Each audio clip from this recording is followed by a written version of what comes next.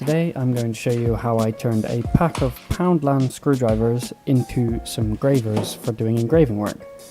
Now, I actually only use a few basic tools to do this. I used the screwdrivers themselves, a hacksaw, a file, a sharpening stone and a little engraver sharpening jig.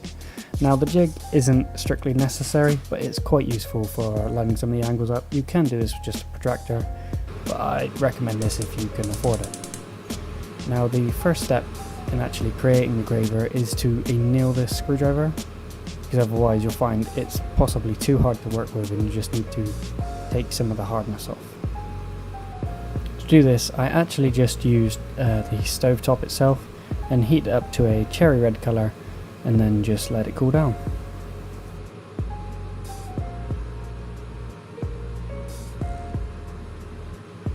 The next step was to clamp the screwdriver in a vise and actually remove the screwdriver part, so you're left with just the round rod.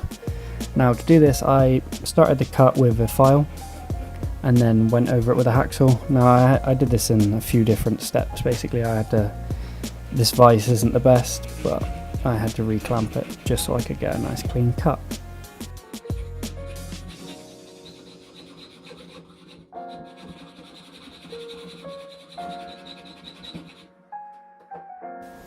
Now here's an image of the final profile that should be on the graver once we're finished. But what we're mainly focusing on in this step is the 45-degree face. So what we need to do is start that cut, and to do this I basically just folded a piece of paper in half to give me a 45-degree angle and used that to line it up in the vise so I could basically file across the top at that perfect 45-degree angle. Now don't worry too much if it's not, exactly on. It will still work. You just use that image as a guide to try and figure out the angle.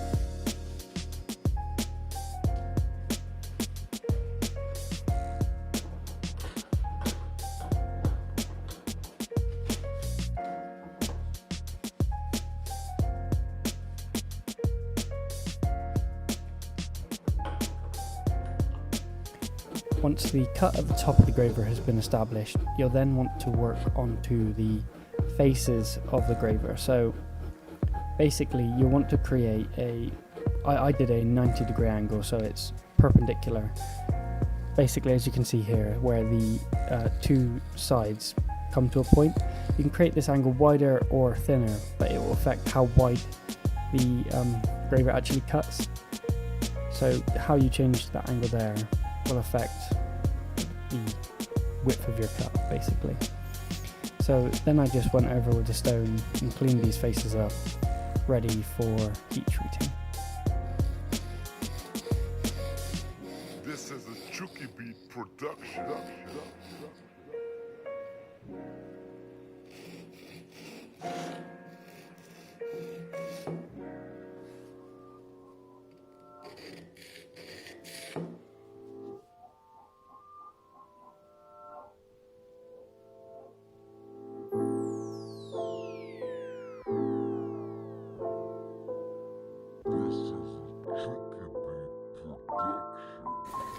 Once the rough profile of the graver is done, it's on to the heat treating. Now I wrapped the handle in, just above the handle with a wet piece of cloth, just so that any heat that's travelling down doesn't burn out the handle. Basically this is as simple as you think. You just hold the graver in the stovetop, careful not to burn yourself, and quench it in water.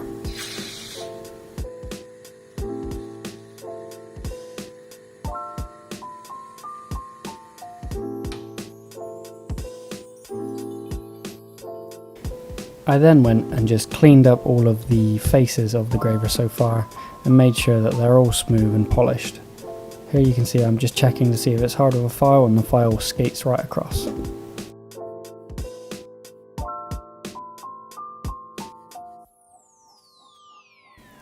Looking back at this picture, we can now see we need to move on to the heel of the graver.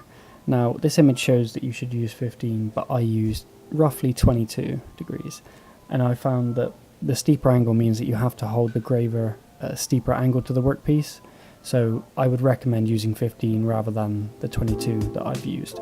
But again, you can play around with this and see how you feel and what you want to work best. To create the angle to cut the heel into the graver, I folded a piece of paper in half, giving me a 45-degree angle, and then folded it again, giving me a 22.5-degree angle. Now this wasn't an exact measurement, but it just allowed me to use the jig I bought from eBay with this piece of paper to get pretty close to the angles that I wanted.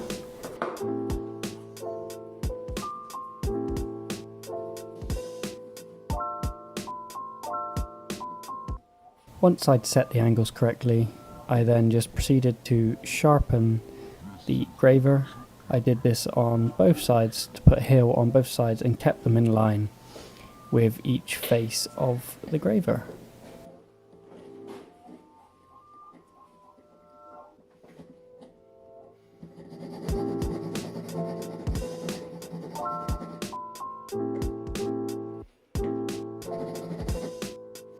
If you look closely here, you can see part of the heel has actually been sharpened, and then I just twist it around and sharpen the other side.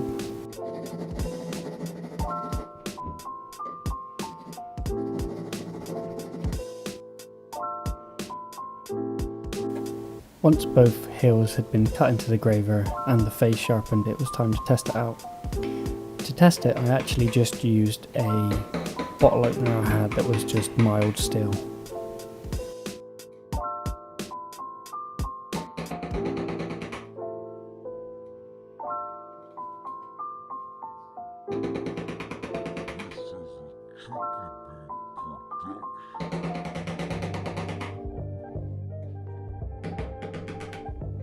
As you can see here, the angle above the workpiece is actually quite high, and if I'd used the 15 degrees recommended, it would have been closer to the workpiece and therefore easier to keep a consistent cut.